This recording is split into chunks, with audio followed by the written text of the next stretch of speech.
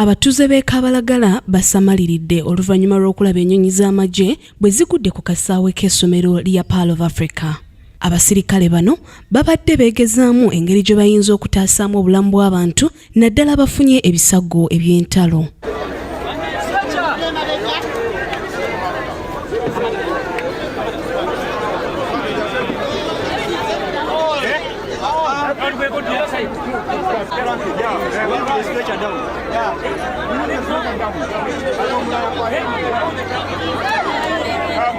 Abantu olulabye ennyonyi zino ne badduka okulaba ogubadde, olwo nno n'abamu ne baggyayo amasimu okutandika okukuba ebifaananyi by'ennyonyi zino.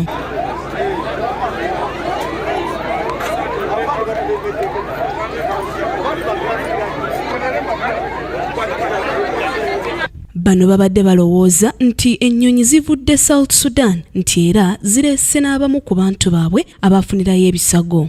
Tusinzira ku bannayuganda engeri gye bafa.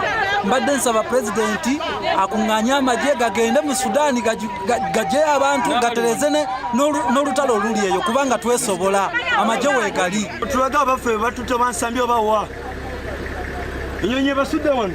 Ensaba bannayuganda besonyiwe Sudaani bakomewo e Uganda basigaze obulamu, ssente zirina we zikoma. Katonda ayamba yeeyambye asobole okuvaayo aveeyo. Wabula omuduumizi wa poliisi y'e Kabalagala Bernard Mwesigwa akukkulumidde engeri abantu gye beeyisizaamu etteeka obulamu bwabwe mu matigga olw'okumalanga gaduma nga balabye ennyonyi. Embeera ebaddewo ennyonyi bwe zirandinze abantu bonna bakoze bayizaako okweyiwaba naye nga tebategedde na kikigenda mu maaso.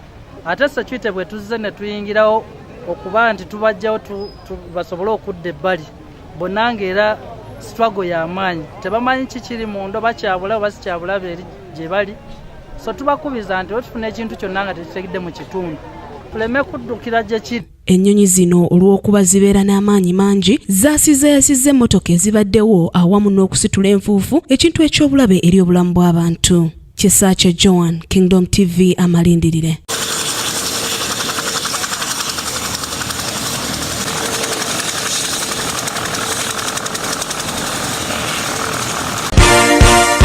This is Kingdom TV.